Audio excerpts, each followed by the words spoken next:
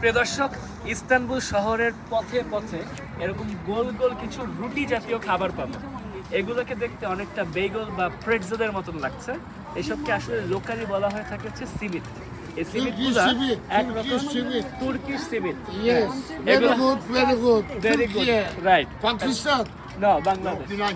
Bangladesh, yeah. Kardeş. তা এগুলো হচ্ছে আপনার ওসমানীয় আমল থেকে, অর্থাৎ ওসমানীয় খিলাফতের আমল থেকে আপনার Hanım hoş geldin. এই সিমিটগুলোর চর্চা এসছে। অনেক সময় বাটার ফ্লেভার, চকলেট দেওয়া থাকে, অনেক কিছু দেওয়া থাকে। 15 তুর্কি লিরা, বাংলাদেশি টাকায় 50 টাকার আশেপাশে এটার দাম পড়ছে আর কি। এগুলোর ভিতরে আপনার তিলের বীজ থাকে অথবা সানফ্লাওয়ার বা সূর্যমুখী বীজ থাকে।